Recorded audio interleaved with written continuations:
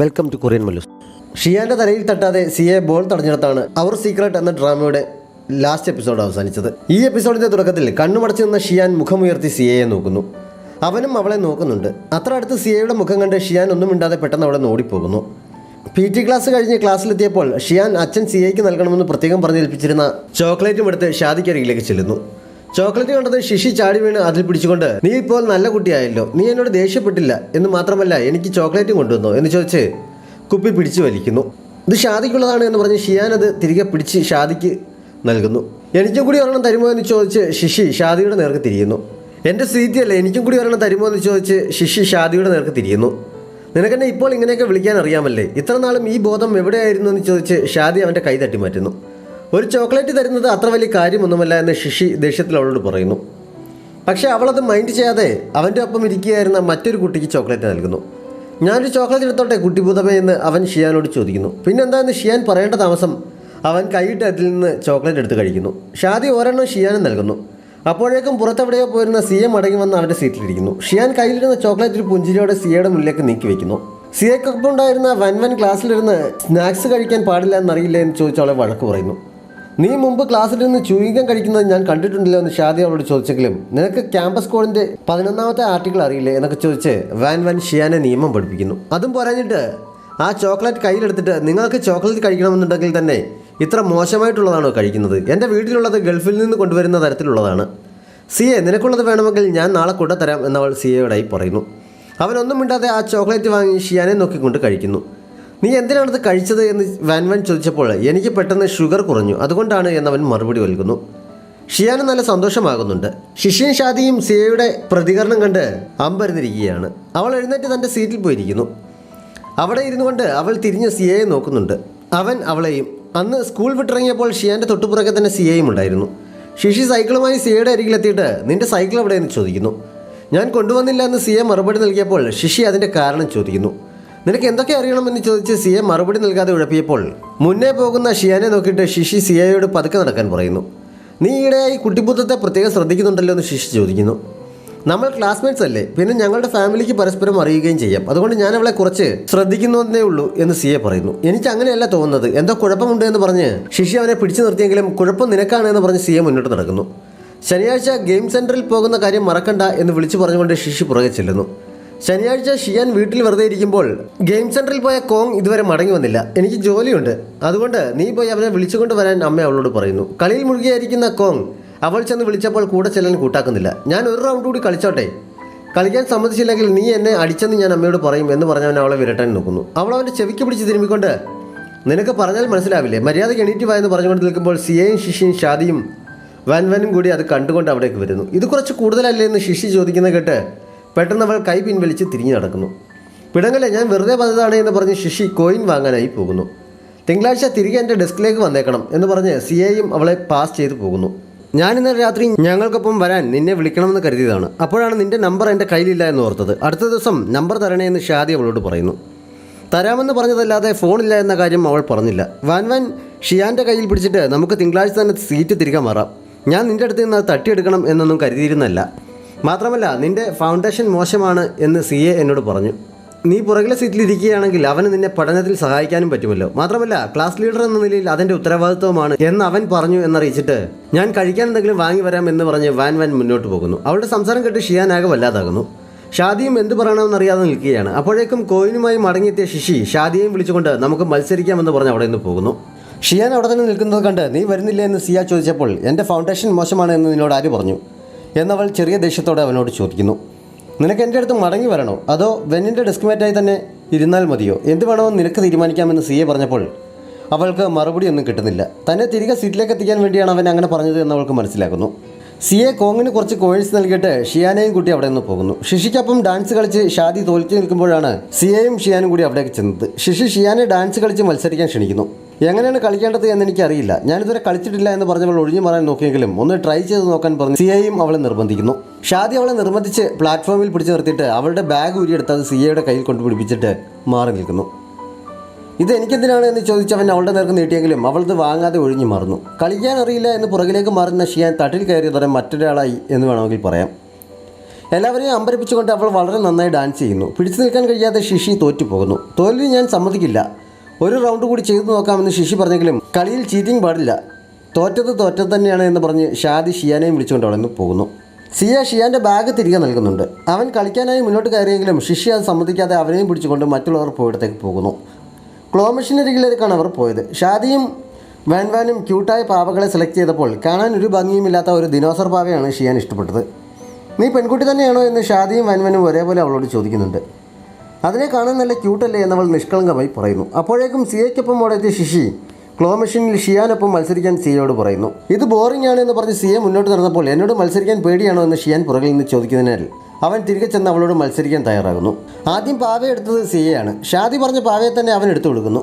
ഷിയാൻ നല്ല ആത്മവിശ്വാസത്തോടെ വാൻവാനോട് നിനക്ക് ഏത് പാവയാണ് വേണ്ടത് എന്നൊക്കെ ചോദിച്ച് അതെടുക്കാൻ ശ്രമിച്ചെങ്കിലും പരാജയപ്പെടുന്നു. അവൾ തോറ്റത്തിൽ ശിശിക്ക് നല്ല സന്തോഷമാവുന്നുണ്ട്. ഷിയാൻ വാൻവാനോട് സോറി പറഞ്ഞ് മാറിയപ്പോൾ സിയെ ആ പാവ എടുത്തു കൊടുക്കുന്നു. നിനക്ക് ഏതാണ് വേണ്ടതെന്ന് ഷിയാനോട് അവൻ ചോദിച്ചപ്പോൾ ഞാൻ തന്നെ എടുത്തോളാം എന്ന് പറഞ്ഞവൾ തനിക്കിഷ്ടപ്പെട്ട ദിനോസർ പാവയെ എടുക്കാൻ ശ്രമിക്കുന്നു. അപ്പോഴേക്കും കളി കഴിഞ്ഞ് കോങ്ങും അവിടേക്ക് എത്തുന്നു. ഷിയാൻ്റെ ശ്രമം പരാജയപ്പെട്ടത് കണ്ട് ചേച്ചിക്ക് ഇത് ചെയ്യാൻ അറിയില്ല, വെറുതെ സമയം കളയാതെ സിയ ചേട്ടനോട് എടുത്തു തരാൻ പറഞ്ഞാൽ പോരെ എന്നവൻ അവളെ കളിയാക്കുന്നു. ഇന്ന് ഇത്രയും മതി, ഞാൻ ഇവരെയും കൊണ്ട് വീട്ടിലേക്ക് പോവുകയാണെന്ന് പറഞ്ഞ് ഷിയാൻ ചമ്മൽ മറിക്കാൻ കോങ്ങിനെയും കൂട്ടി അവിടെ നിന്ന് പോകുന്നു. അവൾ എടുക്കാൻ നോക്കിയ പാവയിലേക്ക് സിയ ശ്രദ്ധിക്കുന്നുണ്ട്. ഷിയാൻ വീട്ടിൽ മടങ്ങിയെത്തിയപ്പോൾ അമ്മ ഭക്ഷണം തയ്യാറാക്കി വെച്ച് അവരെ കാത്തിരിക്കുന്നുണ്ടായിരുന്നു. കഴിക്കുന്നതിടയിൽ എനിക്കൊരു ഫോൺ വേണമെന്നുണ്ട്, ഇന്നെൻ്റെ കൂട്ടുകാരി എന്നോട് നമ്പർ ചോദിച്ചു, പക്ഷേ എനിക്ക് കൊടുക്കാൻ പറ്റിയില്ല എന്നവൾ നയത്തിൽ അമ്മയോട് പറഞ്ഞു നോക്കുന്നു. പഠിക്കാൻ തന്നെ ഇപ്പോൾ സമയം തികയുന്നില്ല, അതിൻ്റെ കൂടി നീ ഫോണിൽ വർത്തമാനം പറഞ്ഞു കൂടി സമയം കളയണോ? മാത്രമല്ല പുതിയ ഫോണിന് നല്ല വില വരും, എൻ്റെ കയ്യിൽ അത്രയും പണമൊന്നുമില്ല എന്ന് പറഞ്ഞ് അമ്മ അവളെ എതിർക്കുന്നു. പക്ഷേ കോങ് ഗെയിം സെൻറ്ററിൽ പോകാൻ അമ്മ സമ്മതിച്ചല്ലോ എന്നവൾ പരാതി പറഞ്ഞപ്പോൾ അവൻ കുട്ടിയല്ലേ, അവൻ കളിക്കാൻ പോകുന്നതിന് നീ എന്തിനാ പരാതിപ്പെടുന്നതെന്ന് ചോദിച്ച് അമ്മ വീണ്ടും വഴക്ക് പറയുന്നു. ഫോൺ കിട്ടില്ല എന്ന് പറഞ്ഞ് ഷിയാൻ നിരാശയാകുന്നുണ്ട്. തിങ്കളാഴ്ച രാവിലെ സ്കൂളിലെത്തിയ സിയെ ഗേറ്റിനടുത്ത് കാത്തുനിന്ന് ആഞ്ചലിയുമായി സംസാരിക്കുന്നുണ്ട്. ഷിയാനെ തിരികെ എൻ്റെ ഡെസ്കിലേക്ക് മാറ്റിത്തരണം എന്നവൻ റിക്വസ്റ്റ് ചെയ്തപ്പോൾ പഠനത്തിൽ ശ്രദ്ധിക്കാതെ നീ എന്തിനാണ് ഇങ്ങനെയുള്ള കാര്യങ്ങൾ ശ്രദ്ധിക്കുന്നത് എന്ന് ചോദിച്ച് അദ്ദേഹം അവനെ ശാസിക്കുന്നുണ്ട്. ആഞ്ചലിയുവിനെ പറഞ്ഞ് സമ്മതിപ്പിച്ചത് കൊണ്ടാകണം അവൻ ക്ലാസ്സിലെത്തിയപ്പോൾ ഷിയാനോട് തൻ്റെ അടുത്തേക്ക് മടങ്ങി വരാൻ പറയുന്നു. അവൾ സന്തോഷത്തോടെ സാധനങ്ങളെല്ലാം എടുത്തുകൊണ്ട് അങ്ങോട്ടേക്ക് മാറാൻ തയ്യാറെടുക്കുന്നു. സീറ്റ് മാറുകയാണെന്ന് അറിഞ്ഞപ്പോൾ ബുക്ക് ഞാൻ കൊണ്ടുതരാമെന്ന് പറഞ്ഞ് ഫെങ് അവളുടെ സഹായത്തിന് ചെല്ലുന്നുണ്ട്. അതുകൊണ്ട് ശിശി സിയയോട് ഫെങ്ങിന് മറ്റുള്ളവരുടെ കാര്യത്തിൽ ഇത്ര ശ്രദ്ധയുണ്ടെന്ന് ഞാൻ ഇപ്പോഴാണ് അറിഞ്ഞത് എന്ന് പറയുന്നു. മറ്റുള്ളവരുടെ കാര്യത്തിൽ നിൻ്റെ അത്ര ശ്രദ്ധ വേറെ ആർക്കുമില്ല എന്ന് പറഞ്ഞ് സിയ അവനെ കളിയാക്കുന്നു. അങ്ങനെ നീ എന്നെ കളിയാക്കണ്ട, നിനക്കും നല്ല ശ്രദ്ധയുണ്ടെന്ന് എനിക്കറിയാം. കുട്ടിബോധത്തിൻ്റെ സീറ്റ് മാറാൻ സഹായിച്ചത് നീയല്ലേ, നീ എങ്ങനെ സാധിച്ചെടുത്തു എന്ന് ശിശി സിയയെ കളിയാക്കിക്കൊണ്ട് ചോദിക്കുന്നു. ഒരു പുഞ്ചിരിയോടെ ആഞ്ചലിയോനെ കൊണ്ട് സമ്മതിപ്പിച്ചത് എങ്ങനെയാണെന്ന് അവൻ പറയുന്നു. ഗേറ്റിനരികിൽ വെച്ച് ഷിയാനെ വീണ്ടും തൻ്റെ ഡെസ്കിലേക്ക് കൊണ്ടുവരുന്ന കാര്യം അവൻ പറഞ്ഞപ്പോൾ ആഞ്ചലിയോ അതിൻ്റെ കാരണം ചോദിക്കുന്നു. ഷിയാൻ്റെ അച്ഛൻ്റെ അടുത്ത് പോയി ഞാൻ കുറേ ഡൗട്ട്സ് ക്ലിയർ ചെയ്തിരുന്നു. ഷിയാൻ ഇവിടെ വളരെ കുറച്ച് ഫ്രണ്ട്സല്ലേ ഉള്ളൂ, അപ്പോൾ അങ്കിളിൻ്റെ സഹായത്തിന് പകരമായി ഞാൻ അവളെ സഹായിക്കാമെന്ന് കരുതി എന്ന് സിയെ പറയുന്നു. പിന്നെ നീ പറയുന്നതൊക്കെ ഞാൻ വിശ്വസിക്കുമെന്ന് കരുതിയോ എന്ന് ചോദിച്ച് ആൻ്റലിയോ അവനെ വഴക്ക് പറയുന്നു. സിയ മറുപടി പറയാതെ വാച്ചിലേക്ക് നോക്കുന്നത് കണ്ട് എന്തിനാണ് ഈ സമയം നോക്കുന്നത്, ആരെങ്കിലും വരുന്നുണ്ടോ എന്ന് ആൻ്റലിയോ ചോദിച്ചപ്പോഴേക്കും ഷിയാൻ്റെ അച്ഛൻ സൈക്കിളിൽ ബെല്ലടിയിട്ട് അവർ അവിടേക്ക് നോക്കുന്നു. സിയ അദ്ദേഹത്തെ തന്നെയാണ് പ്രതീക്ഷിച്ചത്. ആൻ്റലിയോനെ വിഷ് ചെയ്തിട്ട് അദ്ദേഹം സിയയോട് കഴിഞ്ഞ ദിവസം ഞാൻ പറഞ്ഞതെന്നൊക്കെ നിനക്ക് നന്നായി മനസ്സിലായിരുന്നു എന്ന് ചോദിക്കുന്നു. ഡൗട്ട്സ് ക്ലിയർ ചെയ്തെന്ന് സിയ പറഞ്ഞത് സത്യം തന്നെയാണ് എന്ന് ആൻ്റലിയോന് ബോധ്യമാകുന്നു. സിയ നല്ല മിടുക്കനാണ് എന്ന് ആൻ്റലിയോനോട് പറഞ്ഞിട്ട് എൻ്റെ ഷിയാന് നിൻ്റെ അടുത്ത് നിന്ന് പഠിക്കാൻ കഴിഞ്ഞിരുന്നെങ്കിൽ നന്നായിരുന്നേനെ എന്ന് അദ്ദേഹം സിയയോട് പറയുന്നു. കിട്ടിയ അവസരം സിയ നന്നായി മുതലെടുത്തു എന്ന് പറഞ്ഞാൽ മതിയല്ലോ. അതിനെക്കുറിച്ച് തന്നെയാണെങ്കിൽ ഞാൻ സാറോട് പറഞ്ഞുകൊണ്ട് നിന്നത്. ഷിയാൻ വീണ്ടും എൻ്റെ ഡെസ്ക്മേറ്റ് ആയിരുന്നെങ്കിൽ ഞങ്ങൾക്ക് പരസ്പരം പഠനത്തിൽ സഹായിക്കാമായിരുന്നു എന്നവൻ പറയുന്നു. അത് ശരിയാണല്ലോ, എങ്കിൽ പിന്നെ നിങ്ങൾ ഒരുമിച്ചിരിക്കുക, നിങ്ങൾക്ക് ഒരുമിച്ച് പഠിക്കാമല്ലോ എന്ന് അദ്ദേഹം അവനോട് പറഞ്ഞിട്ട് ഒരുമിച്ചിരിക്കാൻ സമ്മതിക്കുന്നതിന് ആൻ്റലിയോവിന് നന്ദി പറയുന്നു. അദ്ദേഹം അങ്ങനെ പറയുമ്പോൾ ആൻ്റലിയോവിന് സമ്മതിക്കുകയല്ലാതെ വേറെ വഴിയില്ലല്ലോ, പഠിക്കാൻ വേണ്ടി മാത്രമാണ് എന്ന് അദ്ദേഹം സിയെ ഓർമ്മിപ്പിക്കുന്നു. കാര്യം നടന്നതിൻ്റെ സന്തോഷത്തോടെ അവൻ രണ്ടുപേർക്കും നന്ദി പറഞ്ഞ് അവിടെ നിന്ന് പോകുന്നു. സംഭവം കേട്ട് കഴിഞ്ഞപ്പോൾ നിൻ്റെ ബുദ്ധി കൊള്ളാമല്ലോ എന്ന് പറഞ്ഞ് ശിശി അവനെ അഭിനന്ദിക്കുന്നു. ഷിയാൻ തൻ്റെ സാധനങ്ങളെല്ലാം പെറുക്കിയെടുത്ത് സിയയ്ക്കരികിൽ വന്നിരിക്കുന്നു. ഷാദി സന്തോഷത്തോടെ ഗെയിം സെൻറ്ററിൽ വെച്ച് ഷിയാൻ എടുക്കാൻ ആഗ്രഹിച്ച ദിനോസർ പാവ എടുത്ത് മേശപ്പുറത്ത് വയ്ക്കുന്നു. നിനക്ക് എടുക്കാൻ പറ്റിയായിരുന്നോ എന്ന് ഷിയാൻ ചോദിച്ചപ്പോൾ ഞാനല്ല എടുത്തത്, നിൻ്റെ ഡെസ്ക്മേറ്റാണ്, നിനക്ക് ഞാൻ തന്നാൽ മതി എന്ന് അവൻ പറഞ്ഞു എന്ന് ഷാദി പറയുന്നു. ഫസ്റ്റ് പീരീഡ് വേറെ ക്ലാസ്സിൽ ആയിരുന്നതിനാൽ ഷാദിയും ശിശിയും സിയയോടും ഷിയാനോടും വരാൻ പറഞ്ഞ് എഴുന്നേറ്റ് പോകുന്നു. പാവ എന്തിനാണ് എടുത്തുകൊണ്ട് വന്നത് എന്ന് ഷിയാൻ ചോദിച്ചപ്പോൾ ഷാദിക്കും വാൻവാനും എല്ലാം വേറെ കിട്ടിയില്ലേ, നിനക്ക് മാത്രം കിട്ടിയില്ലല്ലോ, അതുകൊണ്ട് ഞാൻ എടുത്തന്നേ ഉള്ളൂ എന്ന് സിയെ പറയുന്നു. നിൻ്റെ മനസ്സിത്ര വലുതാണെന്ന് ഞാൻ അറിഞ്ഞില്ല എന്ന് ഷിയാൻ കളിയാക്കുന്ന രീതിയിൽ പറഞ്ഞപ്പോൾ നിനക്ക് വേണ്ടെങ്കിൽ ഇങ്ങ് തന്നേക്ക് എന്ന് പറഞ്ഞ് സിയെ തട്ടിപ്പറിക്കുന്നു. ആര് പറഞ്ഞു വേണ്ടെന്ന് തിരിച്ചതായെന്ന് പറഞ്ഞ് ഷിയാൻ അത് തിരികെ വാങ്ങിക്കാൻ ശ്രമിക്കുന്നു. സിയെ അവൾക്ക് നൽകാതെ കൈ ഉയർത്തി പിടിച്ചപ്പോൾ ഷിയാൻ അത് തട്ടിയെടുക്കാനായി മുന്നോട്ടായിരുന്നു. പിടിവലിക്കിടയിൽ രണ്ടുപേരും വല്ലാത്തൊരു പൊസിഷനിൽ നിൽക്കുന്നു. രണ്ടുപേരുടെയും മുഖം തൊട്ടില്ല എന്ന മട്ടിലാകുന്നുണ്ട്. പരസ്പരം കണ്ണുകൾ കൂട്ടിമുട്ടിയപ്പോൾ രണ്ടുപേരും പെട്ടെന്ന് പിന്മാറുന്നു. സിയെ പാവ തിരികെ അവളുടെ മേശപ്പുറത്തേക്ക് ഇട്ടുകൊണ്ട് ഇത് നീ തന്നെ എടുത്തോ, ഇങ്ങനെ ഭംഗിയില്ലാത്ത ഒരു ദിനോസറിനെ എനിക്ക് വേണ്ട എന്ന് പറയുന്നു. ഇതിന് ഭംഗിയൊക്കെ ഉണ്ട്, മാത്രമല്ല ഇത് ദിനോസറല്ല ചീങ്കണ്ണിയാണ് എന്നവൾ പറയുന്നു. ഇത് ദിനോസർ തന്നെയാണ്, കാണാൻ നിന്നെപ്പോലെ തന്നെ ഉണ്ട് എന്ന് സിയെ തർക്കിക്കുന്നു. പേഴ്സണൽ അറ്റാക്ക് വേണ്ട, ഇത് ചീങ്കണ്ണി തന്നെയാണ് എന്ന് അവളും തർക്കിക്കുന്നു. തർക്കം മുറുകിയപ്പോൾ സിയെ അത് വാങ്ങി അതിൻ്റെ ചുവട്ടിൽ എഴുതിയിരിക്കുന്നത് കാണിച്ചിട്ട് കണ്ടില്ലേ ഇത് ബേബി ദിനോസറാണ് എന്ന് പറയുന്നു. ഷിയാന് തോൽവി സമ്മതിക്കേണ്ടി വന്നെങ്കിലും വിട്ടുകൊടുക്കാൻ അവൾ തയ്യാറല്ലായിരുന്നു. അവൾ പാവ കയ്യിലെടുത്തിട്ട് അതിനോട് സംസാരിക്കുന്നത് പോലെ ഹലോ, ഇന്നു മുതൽ ഞാനാണ് നിൻ്റെ ഓണർ, നീ ചീങ്കണ്ണിയാണെന്ന് ഞാൻ പറഞ്ഞാൽ നീ ചീങ്കണ്ണി തന്നെയാണ്, മനസ്സിലായോ എന്നവൾ ചിരിച്ചുകൊണ്ട് പാവയോട് പറയുന്നു. സിയെ അവളെ കൗതുകത്തോടെ നോക്കി നിൽക്കുന്നുണ്ട്. അപ്പോഴേക്കും ഷാദി വാതിൽക്ക് വന്ന് നിങ്ങൾ വരുന്നില്ലേ, ക്ലാസ് തുടങ്ങി എന്ന് വിളിച്ചു പറഞ്ഞതിനാൽ വരുന്നു എന്ന് പറഞ്ഞ് ഷിയാൻ എഴുന്നേറ്റ് അങ്ങോട്ടേക്ക് പോകുന്നു. വളരെ മോശമായിരിക്കുമെന്ന് ഞാൻ പ്രതീക്ഷിച്ച് എൻ്റെ ഹൈസ്കൂൾ ലൈഫ് മെച്ചപ്പെടുന്നുണ്ട് എന്നവൾ നടക്കുമ്പോൾ സന്തോഷത്തോടെ മനസ്സിൽ വിചാരിക്കുന്നുണ്ട്. മാത്സ് ടെസ്റ്റിൻ്റെ പേപ്പർ കയ്യിൽ കിട്ടിയപ്പോൾ തൻ്റെ മാർക്കിലേക്കും അടുത്തിരിക്കുന്ന സിയയുടെ പേപ്പറിലെ മാർക്കിലേക്കും മാറി മാറി നോക്കി നെടുവീർപ്പെട്ടുകൊണ്ടിരിക്കുകയാണ് ഷിയാൻ. അവൾക്ക് 99ഉം സിയയ്ക്ക് 147 മാർക്കാണ് ഉണ്ടായിരുന്നത്. എന്തൊരു ഗ്യാപ്പാണ് ആളുകൾ തമ്മിൽ എന്ന് പറഞ്ഞുകൊണ്ടിരിക്കുമ്പോഴാണ് നീ എന്താണ് നോക്കുന്നതെന്ന് ചോദിച്ച് ഷാദി അടുത്തേക്ക് വന്നത്. നമ്മൾ ഈ മാത്സ് പഠിക്കേണ്ട ആവശ്യം എന്താണെന്ന് എനിക്ക് മനസ്സിലാകുന്നില്ല. ഷോപ്പിങ്ങിന് പോകുമ്പോൾ തുക കണക്കൂട്ടാൻ ഇത്രയും ഇക്വേഷനൊക്കെ പഠിക്കേണ്ട കാര്യമുണ്ടോ എന്ന് ഷിയാൻ അവളോട് ചോദിക്കുന്നു. വളരെ ന്യായമായ സംശയമാണല്ലേ, നമ്മളെപ്പോലുള്ളവരെ കഷ്ടപ്പെടുത്താൻ വേണ്ടി തന്നെ, അല്ലാതെന്താ എന്ന് പറഞ്ഞ് ഷാദി തൻ്റെ സീറ്റിലേക്ക് പോയിരിക്കുന്നു. പുറത്തു പോയിരിക്കുകയായിരുന്ന സിയെ മടങ്ങി വന്ന് അവളുടെ മാർക്ക് കണ്ടപ്പോൾ പ്രശ്നമാണല്ലോ എന്ന് പറയുന്നു. അത് സാരമില്ല, എന്തായാലും എനിക്ക് വലിയ ലക്ഷ്യങ്ങളൊന്നുമില്ല, പ്രധാനപ്പെട്ട യൂണിവേഴ്സിറ്റികളൊന്നും പോകുന്നതിനെക്കുറിച്ച് ഞാൻ ചിന്തിച്ചിട്ട് പോലുമില്ല. വേറെ ഏതെങ്കിലും നാട്ടിലുള്ള കോളേജിൽ പഠിക്കണമെന്നാണ് എൻ്റെ ആഗ്രഹം. ഹങ്ഷോയിലേക്ക് പോകാൻ എനിക്ക് ആഗ്രഹമുണ്ട് എന്നവൾ പറയുന്നു. ഹങ്ഷോ നല്ല സ്ഥലമാണ് എന്ന് സിയെ പറഞ്ഞപ്പോൾ നീ അവിടെ പോയിട്ടുണ്ടോ, അവിടുത്തെ ലേക്കും പഗോഡയും ബ്രോക്കൺ ബ്രിഡ്ജുമൊക്കെ കണ്ടിട്ടുണ്ടോ എന്നവൾ ആകാംക്ഷയോടെ ചോദിക്കുന്നു. അവൻ്റെ ഒരു സിനിമയുടെ പേര് പറഞ്ഞിട്ട് നീ ആ സിനിമ കുറേ തവണ കണ്ടിട്ടുണ്ടെന്നാണല്ലോ തോന്നുന്നത് എന്നവളെ കളിയാക്കി പറയുന്നു. അതിനുശേഷം അവൻ അവളുടെ പേപ്പർ വാങ്ങി നോക്കിയിട്ട് അവളുടെ പ്രശ്നം എന്താണെന്ന് പറഞ്ഞു കൊടുക്കാൻ ശ്രമിക്കുന്നു. അവൻ്റെ ക്വസ്റ്റ്യൻ്റെ ആൻസർ പറഞ്ഞു കൊടുത്തുകൊണ്ടിരിക്കുമ്പോൾ ഷിയാൻ അവൻ്റെ മുഖത്തേക്ക് വായി ചിരിക്കുന്നു. നീ എന്തിനാണ് ചിരിക്കുന്നത് എന്ന് ചോദിച്ചിട്ട് പറഞ്ഞു വന്ന് എഴുതി വെക്കാൻ അവൻ പറയുന്നു. അവൾ തപ്പിപ്പറക്കുന്നത് കണ്ടപ്പോൾ താൻ പറഞ്ഞതൊന്നും അവൾ കേട്ടില്ല എന്ന് അവന് മനസ്സിലാക്കുന്നു. ശ്രദ്ധിക്കാതിരുന്നതിന് അവളുടെ തലയ്ക്കൊരു തട്ട് കൊടുത്തിട്ട് ഈ ബുദ്ധിയും വെച്ച് നിനക്കെങ്ങനെ ഈ സ്കൂളിൽ അഡ്മിഷൻ കിട്ടിയെന്ന് അവൻ ചോദിക്കുന്നു. എനിക്ക് വളരെ മിടുക്കനായ ഒരാളെ അറിയാം, അയാളാണ് എന്നെ ഇവിടേക്ക് വരാൻ സഹായിച്ചതും പ്രോത്സാഹിപ്പിച്ചതുമെല്ലാം എന്നവൾ പറയുന്നു. അന്ന് നിനക്കപ്പോൾ ലഞ്ച് കഴിച്ച സീനിയറിൻ്റെ കാര്യമാണോ പറയുന്നതെന്ന് സിയെ ചോദിക്കുന്നു. അതെ, ഞാൻ ചെറുപ്പത്തിൽ പഠിക്കാൻ ഭയങ്കര മോശമായിരുന്നു. ഇംഗ്ലീഷ് ആൽഫബറ്റ് പഠിക്കാൻ മറ്റു കുട്ടികൾ ഒരാഴ്ച എടുത്തപ്പോൾ എനിക്ക് 1 മാസം വേണ്ടി വന്നു. ആ ഇടയ്ക്കാണ് ഞാൻ ബോസോങ്ങിനെ പരിചയപ്പെട്ടത്. മറ്റുള്ളവർ ചെയ്യുന്നതെല്ലാം ചെയ്യാൻ എനിക്കും കഴിയുമെന്നവൻ എന്നോട് പറഞ്ഞു. എനിക്ക് കഴിയുന്നില്ലെങ്കിൽ അതിൻ്റെ അർത്ഥം ഞാൻ നന്നായി പരിശ്രമിക്കുന്നില്ല എന്നാണ്. അവൻ്റെ വാക്കുകളാണ് എനിക്ക് ആത്മവിശ്വാസം നൽകിയത്. മറ്റുള്ളവർ 1 മണിക്കൂർ പഠിക്കാനെടുക്കുമ്പോൾ ഞാൻ 2 മണിക്കൂർ ഇരുന്ന് പഠിക്കും എന്നവൾ പറയുന്നു. അതുകൊണ്ടാണോ നീ എന്ന് രാത്രി 2 മണി വരെയും 3 മണി വരെയും ഒക്കെ ഇരുന്ന് പഠിച്ചിട്ട് രാവിലെ ക്ലാസ്സിൽ വന്നിരുന്ന് ഉറക്കം തൂങ്ങുന്നത് എന്നവൻ ചോദിക്കുന്നു.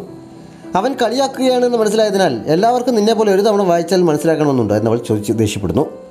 ഓരോരുത്തരുടെയും കഴിവ് വ്യത്യാസമാണെന്നുള്ളത് സത്യം തന്നെയാണ്. പക്ഷേ നിൻ്റെ പ്രശ്നം എന്താണെന്ന് വെച്ചാൽ നീ ചെയ്യുന്ന മെത്തേഡ്സ് തെറ്റാണ്. നിന്നോട് ഞാൻ നേരത്തെ പറഞ്ഞതല്ലേ ഇങ്ങനെ വാരി വലിച്ച് നോട്ട് എഴുതാതെ പ്രധാന പോയിന്റ്സ് മാത്രം എഴുതി വെക്കാൻ. ഇങ്ങനെ എഴുതി വെച്ചാൽ നിനക്ക് അങ്ങനെ റിവൈസ് ചെയ്യാൻ പറ്റും. നിനക്ക് കൂടുതൽ മാർക്ക് കിട്ടിയാലേ എനിക്ക് അത്ഭുതം തോന്നുകയുള്ളൂ എന്നവൻ പറയുന്നു. ഇത്തവണ ഷിയാൻ പോസിറ്റീവായി തന്നെയാണ് അവൻ്റെ ഉപദേശം കേട്ടത്. എങ്കിലും എന്നെ പഠിക്കാൻ സഹായിക്കാമോ എന്നവൾ അവനോട് ചോദിക്കുന്നു.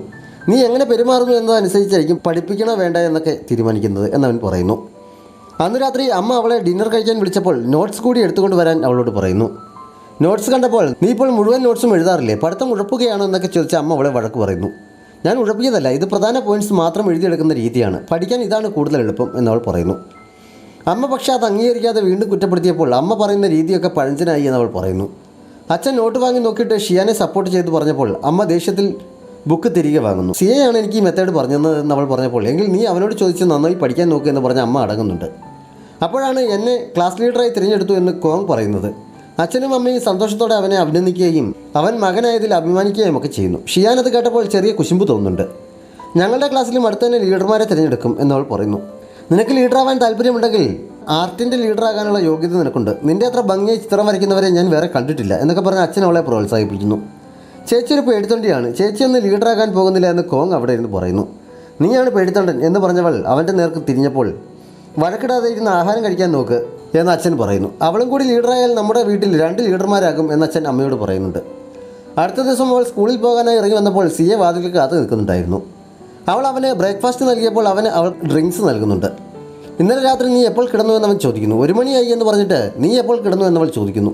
3 മണിയായി എന്നവൻ പറഞ്ഞപ്പോൾ നീ നല്ലതുപോലെ ഹാർഡ് വർക്ക് ചെയ്യുന്നുണ്ടല്ലേ എന്നവൾ ചോദിക്കുന്നു. ഞാൻ പഠിക്കുകയായിരുന്നില്ല, വീഡിയോ ഗെയിം കളിക്കുകയായിരുന്നു എന്ന് പറഞ്ഞത് കേട്ട് അവൾ ചിരിക്കുന്നു. അവൾ പതുക്കെ നടക്കുന്നത് കണ്ട് നിനക്ക് കുറച്ചുകൂടി സ്പീഡിൽ നടന്നുകൂടെ, ഇതിലും വേഗം പോകുമല്ലോ എന്നവൻ പറയുന്നു. എൻ്റെ ബാഗിന് ഭാരം കൂടുതലാണ് എന്നവൾ പറഞ്ഞപ്പോൾ എല്ലാ പുസ്തകം കൂടി കൊണ്ടുവരാൻ നിന്നോട് ആര് പറഞ്ഞു എന്ന് ചോദിച്ചാൽ അവൻ പതുക്കെ പുറകിലേക്ക് നിന്നിട്ട് അവളുടെ ബാഗ് പിടിച്ചു ഉയർത്തുന്നു. ഇപ്പോൾ ഭാരം ശരിക്കും അവൻ്റെ കൈകളിലാണ്. ഷിയാൻ അന്തം വിട്ടവനെ നോക്കിയപ്പോൾ വേഗം നടന്നു എന്ന് പറഞ്ഞവൻ അങ്ങനെ തന്നെ മുന്നോട്ട് നടക്കുന്നിടത്ത് ഈ എപ്പിസോഡ് അവസാനിക്കുന്നു. ഏതെങ്കിലും കൂട്ടുകാർ സബ്സ്ക്രൈബ് ചെയ്യാതെ നമ്മുടെ ചാനൽ കാണുന്നുണ്ടെങ്കിൽ വേഗം തന്നെ മറക്കാതെ സബ്സ്ക്രൈബ് ചെയ്യുക. നോട്ടിഫിക്കേഷൻ ലഭിക്കുന്നതിനായി ബെല്ലൈക്കൺ കൂടി അമർത്തുക. Thanks for watching.